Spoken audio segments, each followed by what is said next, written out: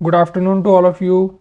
Welcome to all in this 10th class live session. सभी को नमस्ते, सभी को राधे राधे।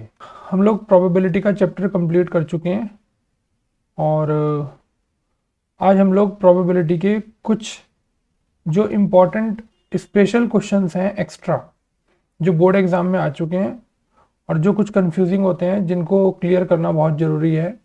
आज हम 4 या 5 क्वेश्चंस एक्स्ट्रा प्रोबेबिलिटी के करेंगे और कल फिर हम लोग स्टैटिस्टिक्स के कुछ एक्स्ट्रा क्वेश्चंस करेंगे। ठीक है, तो आइए स्टार्ट करते हैं एक्स्ट्रा क्वेश्चंस ऑफ प्रोबेबिलिटी।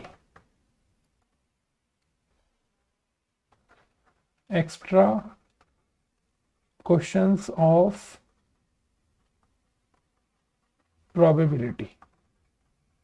ठीक है, चलिए सुनिए ध्यान से। मैं आपके सामने क्वेश्चन नंबर फर्स्ट लिख रहा हूं आज का। 2 coins are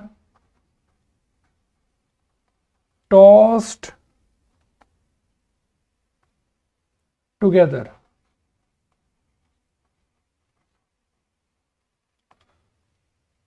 Find the probability of getting. अब देखिए किस किस की प्रोबेबिलिटी निकालनी है 2 कॉइन उछालने पर। सबसे पहला नाम है 2 हेड्स। इसके बाद नंबर आएगा एटलीस्ट 1 हेड। इसके बाद नंबर आएगा नो हेड। ठीक है, और इसके बाद फिर हमारा नंबर आएगा 1 हेड और लास्ट में 5th पार्ट है एट मोस्ट 1 हेड। चलिए समझते हैं बात को ध्यान से और सॉल्यूशन स्टार्ट करते हैं। देखिए 2 कॉइन्स उछाले। कॉइन्स में या तो हेड होता है या टेल, तो हेड और टेल मिलाकर 2 हुए और 2 कॉइन उछाली तो 2 की पावर 2 क्या हुआ 4। तो 2 की पावर 2 4 का मतलब हुआ कि अब देखिए टोटल इवेंट्स 2 कॉइन उछालने पर पहले हेड आएगा बाद में टेल, पहले टेल आएगा बाद में हेड। ऐसा हो सकता है कि दोनों में हेड आए और ऐसा भी हो सकता है कि दोनों के अंदर क्या आए, दोनों के अंदर टेल आए। ठीक है, तो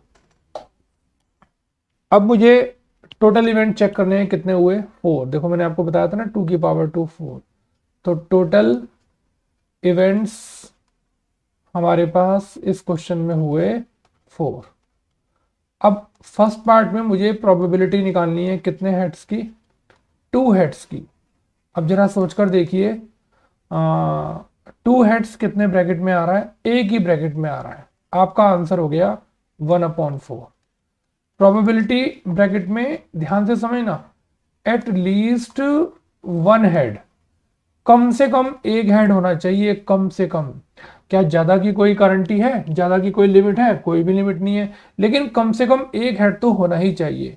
ज्यादा के लिए तो इसने कुछ भी नहीं कहा कि कितने हो, ज्यादा तो कितने भी हो सकते हैं, लेकिन सॉरी, लेकिन कम से कम एक हेड होना चाहिए। देखो एक इसमें भी है, एक इसमें भी है, इसमें 2 है, चाहे 100 हो, इससे क्या फर्क पड़ता है, कम से कम एक तो है ना। तो आपका आंसर बोलिए क्या हो गया, आपका आंसर हो गया 3/4।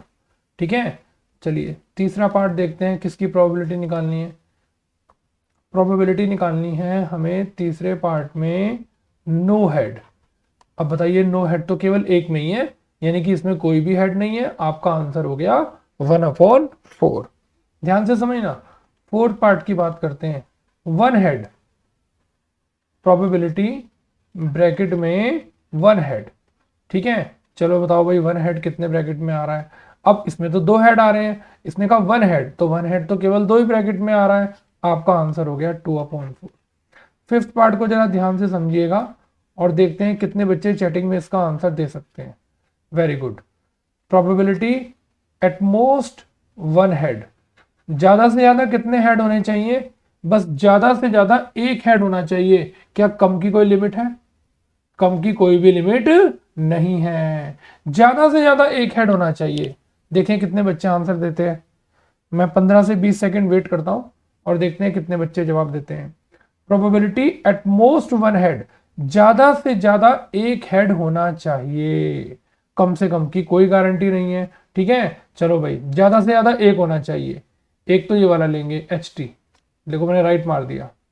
ज्यादा से ज्यादा एक होना चाहिए, देखो ये लेंगे, कम की कोई गारंटी नहीं है, कम जितने मर्जी हो। बताइए ये लेंगे, ये नहीं लेंगे। ठीक है, कुछ बच्चे 2/4 लिख रहे हैं, आपका आंसर गलत आ रहा है, 2/4 नहीं आएगा। अब देखो, ज्यादा से ज्यादा एक हेड होना चाहिए, यही तो समझने का क्वेश्चन है। क्या कम से कम की कोई गारंटी है?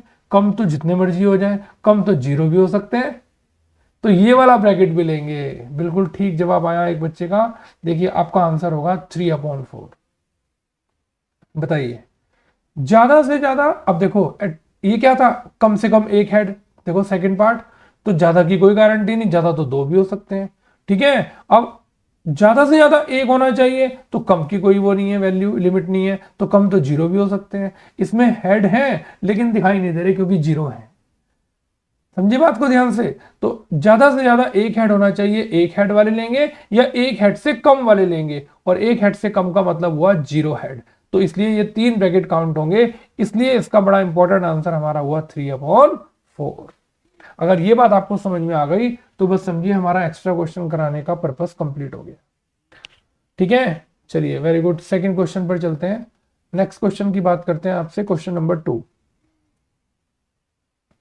क्वेश्चन नंबर 2 में आपके सामने मैं क्वेश्चन लिख रहा हूं,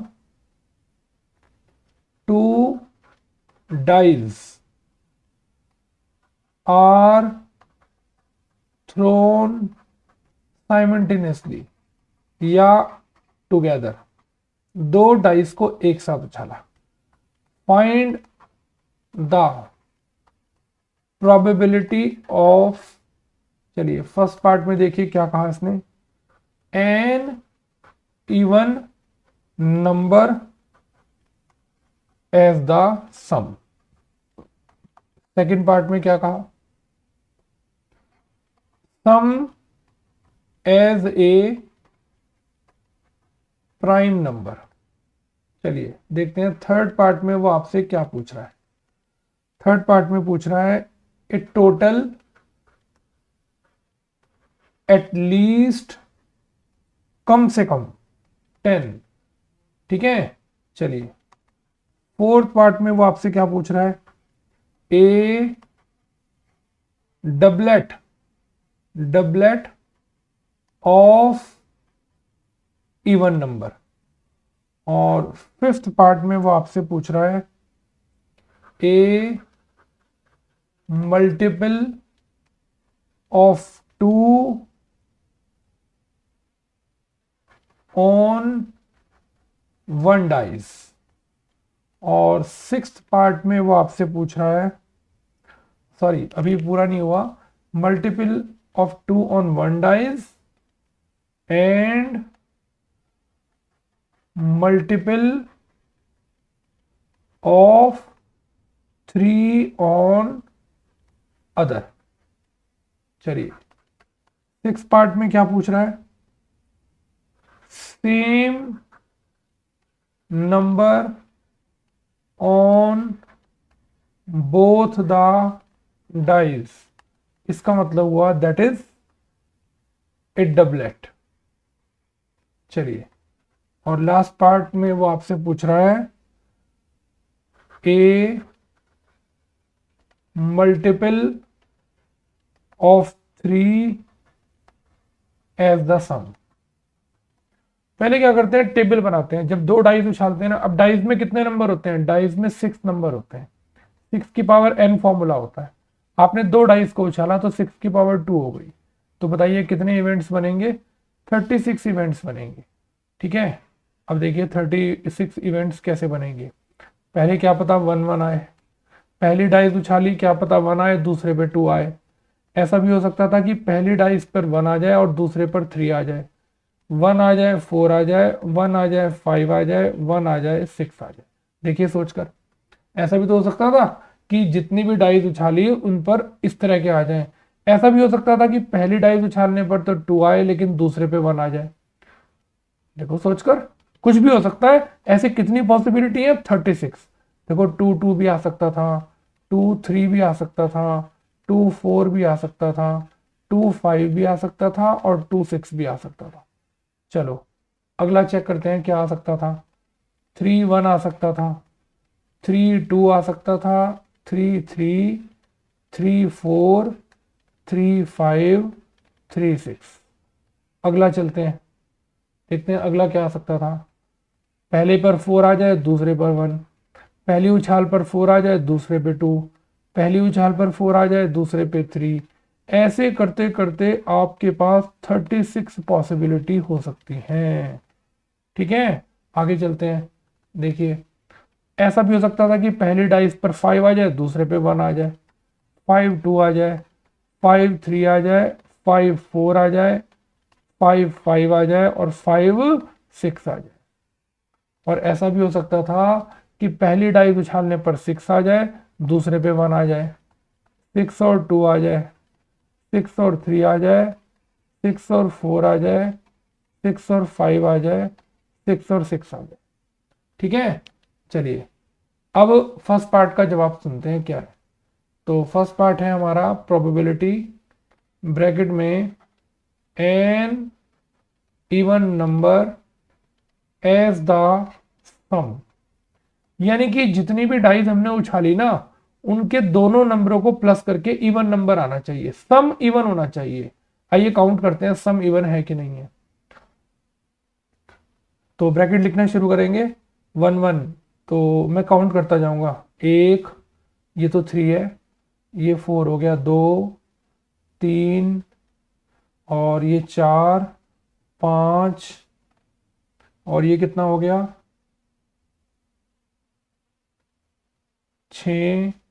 ऐसे करते करते 7 8 9 और देखो 4 + 6 10, 10 11 12 13 14 15 16 17 18। टोटल 36 में 18 ब्रैकेट ऐसे हैं जिनका सम देखो 1 + 1 2, 1 + 3 4, एक छोड़कर एक। तो जब 36 हैं तो एक छोड़कर एक 18 बैठेंगे। तो आपका आंसर हो गया 18/36। 18 ऐसे ब्रैकेट हैं जिनका दोनों नंबर आने पर टोटल करने पर इवन नंबर आता है। तो कट के आ गया 1/2। चलिए सेकंड का आंसर निकालते हैं कि क्या होना चाहिए। सम प्राइम नंबर होना चाहिए, सम एज ए प्राइम नंबर। चलिए भाई, प्राइम नंबर कौन से होते हैं? जिनका केवल 1 फैक्टर होता है और 1 के अलावा वो खुद अपना एक नंबर फैक्टर होते हैं। तो सम प्राइम नंबर होना चाहिए। चलिए देखते हैं, 1 + 1 2 बिल्कुल प्राइम नंबर है। तो कैसे करूं, निशान लगाऊं या काउंट करूं? काउंट कर लेते हैं या रेड कलर का निशान लगा देते हैं। ठीक है, चलो रेड कलर का निशान लगाते हैं। एक तो ये हो गया 1 + 1 2 प्राइम है, 1 + 2 3 प्राइम है, 1 + 3 4 प्राइम नहीं है, 1 + 4 प्राइम है, 1 + 5 प्राइम नहीं है, 1 + 6 प्राइम है, 2 + 6 नहीं, 7 बिल्कुल, ये भी नहीं, 2 + 3 5 बिल्कुल, 2 + 1 3 बिल्कुल, और 3 + 1 4 नहीं है, 3 + 2 5 है, 6 नहीं है, 7 है और 8 नहीं है, 9 नहीं है। ठीक है, 4 और 6 10 नहीं है, 9 नहीं है, 8 नहीं है, 7 है, 6 नहीं है, 5 है, 5 + 1 6 नहीं है, 7 है, 8 नहीं है प्राइम, 9 प्राइम नहीं है, 10 प्राइम नहीं है, 11 प्राइम है, 12 प्राइम नहीं है, 11 प्राइम है, 10 प्राइम नहीं है, 9 प्राइम नहीं है, 8 प्राइम नहीं है, 7 प्राइम है। चलिए रेड मार्क काउंट करते हैं कि हमारे पास ऐसे कितने ब्रैकेट बने। 1 2 3 4 5 6 7 8 9 10 11 12 13 14 15। 15 ब्रैकेट ऐसे हैं जिनके नंबरों को प्लस करने से प्राइम नंबर आता है। तो आपका आंसर हो गया 15/36। ज्यादा से ज्यादा आप इसे काट देंगे तो आपका आंसर हो गया 5/12। 3 5 जा 15, 3 12 जा 36। चलिए थर्ड पार्ट की बात करते हैं। कोई बात समझ में ना आए तो आप मुझे चैटिंग में बता दीजिएगा। ए टोटल एटलीस्ट 10, कम से कम टोटल 10 होना चाहिए। अब देखो फिर आ गया कम से कम, एटलीस्ट का मतलब कम से कम टोटल 10 होना चाहिए, ज्यादा की कोई लिमिट नहीं है। यानी कि 10 और 10 से ज्यादा वाले सारे लेने हैं, समझे? 10 वाले भी लेने हैं और 10 से ज्यादा वाले सारे लेने हैं। चलिए ग्रीन कलर से मार्क करेंगे थर्ड पार्ट को कि कम से कम टोटल 10 होना चाहिए, ज्यादा की कोई लिमिट नहीं है, तो 10 भी लेने हैं और 10 से ज्यादा वाले भी लेने हैं। चलिए 2 3 ये सब नहीं, 8 ना, 3+1 सबसे बड़ा नंबर, 6 9 नहीं, 10 ये आ गया। 10 वाले भी लेने हैं और 10 से ज़्यादा वाले भी लेने हैं। 10 से ज़्यादा वाले देखो, 5+4 9, एक तो ये 10 आ गया, एक ये 11 हो गया, 12 हो गया, 11 हो गया, 10 हो गया, बाकी सब छोड़ दिए। आइए ग्रीन कलर काउंट करते हैं, 1 2 3 4 5 6। तो प्रोबेबिलिटी ब्रैकेट में क्या लिखूं, ए टोटल एट लीस्ट 10। तो ऐसे 6 ब्रैकेट हैं जिनका टोटल कम से कम 10 है, और ज़्यादा तो लेना ही है क्योंकि ज़्यादा की कोई लिमिट नहीं है। तो आपका आंसर हो गया 6/36, और कट के क्या आ गया, कट के 1/6 आ गया। चलिए फोर्थ पार्ट की बात करते हैं। फोर्थ पार्ट में क्या है, doublet of even number. Doublet माने सेम नंबर, इवन नंबर। अब बताओ इवन नंबर का डबलेट कौन सा होगा, 1 1 ना, 2 2, एक तो ये होगा, 3 3 छोड़ दो, 4 4 होगा, 5 5 छोड़ दो, 6 6 होगा। तो 3 ब्रैकेट ऐसे हैं जिनका डबलेट कितना है, डबलेट कौन है, इवन नंबर का डबलेट है। तो आपका आंसर हो गया 3/36, कट के आ गया 3/12, सॉरी 1/12। ठीक है, चलिए फिफ्थ पार्ट की बात करते हैं। फिफ्थ पार्ट में देखिए क्या लिखा हुआ है, a multiple of 2 on one die then 3 on other. यानी कि पहला नंबर तो 2 से कटना चाहिए और दूसरा 3 से। इसमें कोई ऐसा नंबर नहीं है जो 2 से कट रहा हो। इसमें देखते हैं 2 से कट रहा है और 3 से ये, तो एक तो ये नंबर हो गया 2 और 3, चलो, और 2 और 6, चलो 2 ब्रैकेट हो गए। टोटल काउंट करने हैं कितने ब्रैकेट बनेंगे, और ये तो कोई भी 2 से नहीं कटता, ये सारे 2 से कटते हैं। तो लेकिन 3 से भी तो कटना चाहिए दूसरे वाला। ये देखो पहला 2 से कटना चाहिए, दूसरा 3 से, तो एक ही हो गया, राइट। इसमें से तो पहला कोई भी 2 से नहीं कटता, इसमें कटते हैं। लो, पहला 2 से, दूसरा 3 से, और पहला 2 से और दूसरा 3 से, ये देखो।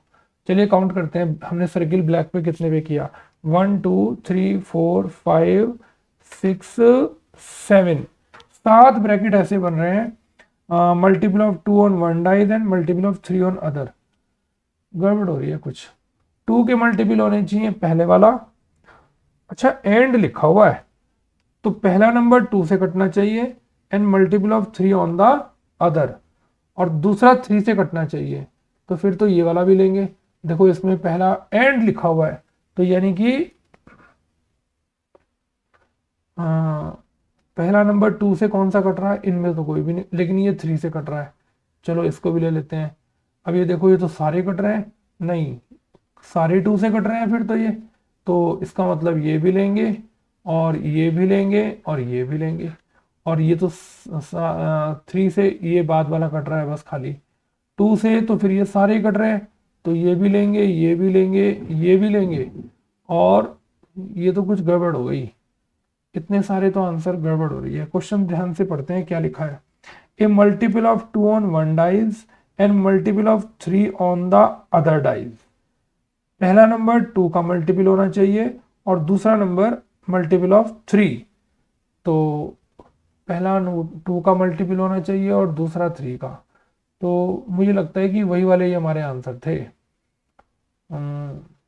ए multiple of 2 on one dice, one dice पर 2 का मल्टीपल कोई नहीं है, और सेकंड डाई पर 3 का मल्टीपल, चलो एक बार देखते हैं 2 का मल्टीपल और सेकंड पर 3 का, तो 1 2 और 3 4 और 5 और 1 6, कल तो 7 आ रहे थे ना। फिर दोबारा देखो, पहला 2 से कटना चाहिए, दूसरा 3 से, 1 2, यहाँ कोई नहीं है, 1 2 और ये हो गया 3 और ये हो गया 4, इसमें से पहला 2 से कोई नहीं कटता, 5 6, 6 ब्रैकेट ऐसे बैठ रहे हैं जो पहला नंबर 2 से कटता है और दूसरा 6 से 3 से कटता है, तो आपका आंसर हो गया 1/6। चलिए 6 पार्ट की बात करते हैं। Same number on both the dice, यानी कि डबलेट 1 1 2 2 3 3 4 4 5 5 6 6। आपका आंसर हो गया 6/36, कट के 1/6 आ गया। ठीक है, अभी मैं एक बार ना क्लास के बाद इस फिफ्थ पार्ट को दोबारा एक बार डिस्कस करके चेक करूंगा कि हमारा इस क्वेश्चन में कोई गलत तो नहीं हो रहा। चलिए एट पार्ट की बात करते हैं। ए multiple of 3 is the sum, यानी कि इनका टोटल 3 का मल्टीपल होना चाहिए, इनका टोटल 3 का मल्टीपल होना चाहिए। तो देखो 1 + 1 2 3, एक तो ये रहा, लो मैं पीले कलर से सर्किल कर रहा हूँ। 4 नहीं कटता, 5 नहीं कटता, 5 + 1 6, लो एक ही हो गया। चलो 2 + 6 8 7 6, एक ही हो गया। और टोटल करके 3 से कटना चाहिए। 2 + 1 3, एक ही हो गया। 4 5 ये हो गया, 6 7 नहीं होगा, 8 नहीं होगा, 9 ये देखो, 10 9 9 हो गया, और 7 नहीं 6 हो गया। 5 + 1 6, टोटल 3 से कटना चाहिए। 5 + 3 8 9 9 ये वाला हो गया। 5 5 नहीं हुआ, 5 6 नहीं हुआ, 6 6 हो गया, और 6 4 भी नहीं हुआ, 6 3 9 ये भी हो गया, और 6 2 8 भी नहीं हुआ, 6 1 7। अब जरा पीले वाले सर्किल काउंट करो कि हमारे कितने ब्रैकेट बनते हैं। 1 2 3 4 5 6 7 8 9 10 11 12, 12 ब्रैकेट ऐसे हैं जिनका सम 3 से कटता है। तो आपका आंसर हो गया 12/36। ठीक है, एक थोड़ा सा इस पार्ट पर डाउट है, इसको मैं क्लियर करके फिर आपको दोबारा बताऊंगा। चलिए आगे चलते हैं नए क्वेश्चन पर। चलिए नेक्स्ट क्वेश्चन मैं आपके सामने लिख रहा हूं, ध्यान से समझिएगा, मोस्ट इंपॉर्टेंट क्वेश्चन है। What is the probability of 53 Sunday in an ordinary year। Question को बहुत ध्यान से समझिएगा, फिर इसके सामने मैं लीप ईयर का क्वेश्चन करूंगा। ठीक है, अब देखिए चाहे 53 संडे हो, चाहे मंडे हो, चाहे ट्यूसडे हो, कोई सा भी दिन हो, सबका आंसर एक ही होगा। पहले चेक करते हैं, इसने आपसे पूछा क्या, कह रहा है कि एक साल में 53 संडे कैसे आ सकते हैं एक साल में। सबसे पहले लिखते हैं कि 1 ईयर में दिन कितने होते हैं। 1 ईयर में 365 डेज होते हैं। अब ये 365 डेज का क्या मतलब होता है, 365 डेज का मतलब हुआ 364 प्लस एक दिन बच गया। कैसे, अब जरा सोच के बताइए, एक हफ्ते में कितने दिन होते हैं, 7 दिन होते हैं। ठीक है, तो देखिए मैं 52 को 7 से मल्टीप्लाई कर रहा हूं। एक हफ्ते में 7 दिन होते हैं, 7 दिन, जरा 7 की 52 से मल्टीप्लाई करो, 7 दूनी 14, 7 पंजे 35 और 1 36। अब जरा सोचकर देखो, जब एक हफ्ते में 7 दिन होते हैं तो पूरे साल में तो 364 दिन होने चाहिए, फिर ये एक दिन एक्स्ट्रा कैसे हो गया, बताओ भाई। ये एक दिन एक्स्ट्रा भी तो आ गया भाई। पूरे साल में 365 दिन होते हैं, 365 दिन को मैंने लिखा 364 + 1, क्योंकि पूरे साल में वीक्स 52 होते हैं। अब एक हफ्ते में अगर 7 दिन होंगे तो 52 वीक्स में कितने दिन होंगे, 52 को 7 से मल्टीप्लाई कर दो, 364 आ गया। अब ये बच गया एक दिन एक्स्ट्रा। अब देखो मैं क्या लिख रहा हूं, अब 364 दिन में बताइए संडे कितनी बार आएगा, 52 बार आएगा पक्का भाई। 52 हर दिन 52 बार आएगा पूरे साल में, चाहे मंडे हो, चाहे ट्यूसडे हो, चाहे संडे हो, चाहे वेडनेसडे हो, चाहे थर्सडे हो, चाहे फ्राइडे हो, चाहे सैटरडे हो, हर दिन 52 बार आएगा, क्योंकि 52 को 7 से मल्टीप्लाई करो, 364 दिन। अब ये एक दिन बच गया, हम चाहते हैं कि ये बचा हुआ दिन संडे हो, क्योंकि 52 संडे तो 364 डेज में आ गए। तो अगर ये बचा हुआ दिन भी संडे हो गया तो बताइए पूरे साल में कितने संडे हो जाएंगे, 53। तो देखो मैं क्या बात लिख रहा हूं, रिमेनिंग 1 डे में बी।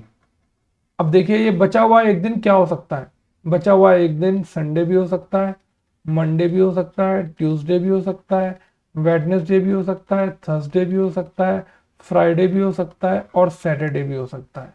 तो मुझे निकालनी है 53 संडे की प्रोबेबिलिटी। मेरी बात ध्यान से समझना। अब 52 तो पक्के हो गए, हम चाहते हैं कि इस साल में, एक साल में 52 की बजाय 53 संडे हो जाए। उसके लिए बचा हुआ एक दिन संडे होना जरूरी है, क्योंकि अगर ये संडे नहीं होगा तो फिर टोटल 53 कैसे होंगे। ठीक है, अब बताइए इस बचे हुए एक दिन में संडे के कितनी बार आने के चांस है? संडे के एक ही बार आने के चांस है। और इस बचे हुए एक दिन की कितनी पॉसिबिलिटी है? 7 पॉसिबिलिटी है। तो बताइए आपका आंसर क्या हो गया? आपका आंसर हो गया 1/7। आया समझ में? एक साल में 365 दिन, 365 दिन को एक हफ्ते में 7 दिन, ऐसे 52 वीक्स होते हैं, तो मल्टीप्लाई किया तो 364, एक दिन बच गया। अब ये बचा हुआ दिन भी हम चाहते हैं कि संडे हो, क्योंकि 364 दिनों में 52 संडे तो पक्के हो गए। हम चाहते हैं 52 की जगह 53 संडे हो, तो ये वाला बचा हुआ दिन भी तो संडे होना चाहिए। अब देखो इस बचे हुए दिन के कितने ऑप्शन है? 7 ऑप्शन है, तो टोटल हो गया 7। इन 7 ऑप्शनों में संडे कितनी बार आ रहा है? एक ही बार आ रहा है, तो आपका आंसर हो गया 1/7। ठीक है, अब मैं एक और क्वेश्चन आपके सामने लिख रहा हूं। What is the probability of 53 Sundays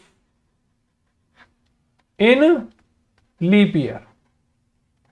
in leap year देखो, अच्छा क्वेश्चन में संडे की जगह कोई और भी दिन आ जाए ना, तो भी उसका आंसर 1/7 ही नहीं होगा। चलिए लीप ईयर की बात करते हैं। बताइए लीप ईयर में कितने दिन होते हैं?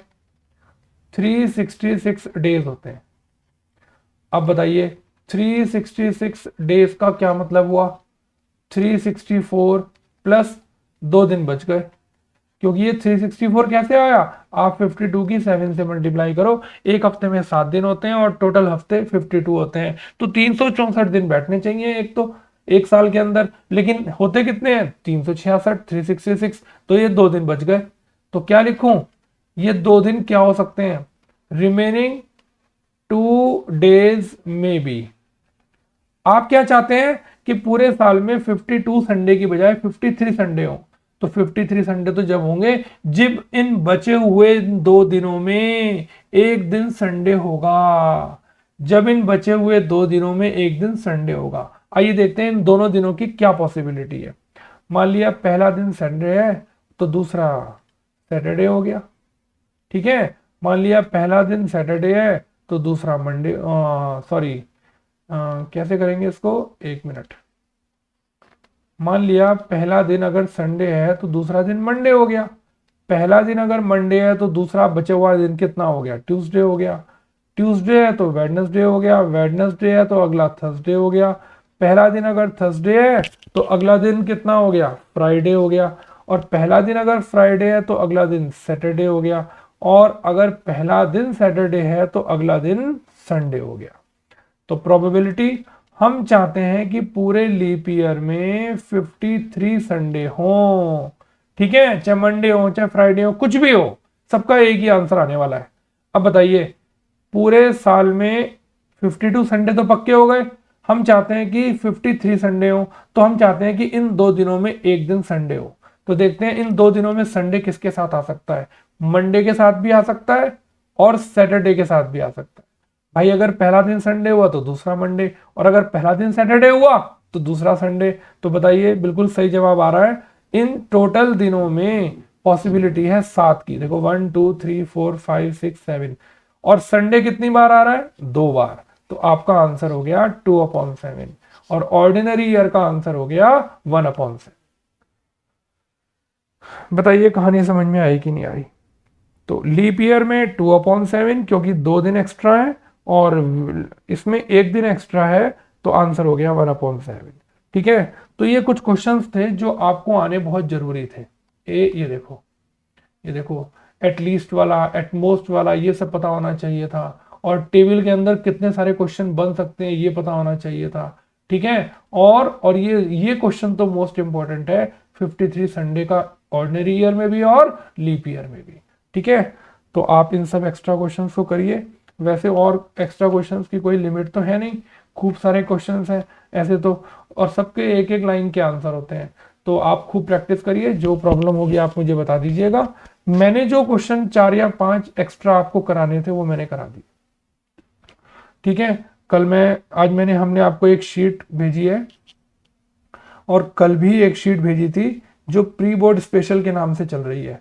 तो आज भी हम आपको एक शीट भेजी है प्री बोर्ड स्पेशल के नाम से, उसको भी कंप्लीट कीजिए, आंसर भी साथ में लिखे हुए हैं, और कोई प्रॉब्लम हो तो जरूर बताइएगा, ठीक है। और अब आप प्रोबेबिलिटी की अच्छे से प्रैक्टिस करिए, कल हम स्टैटिस्टिक्स के इंपॉर्टेंट क्वेश्चंस का रिवीजन करेंगे।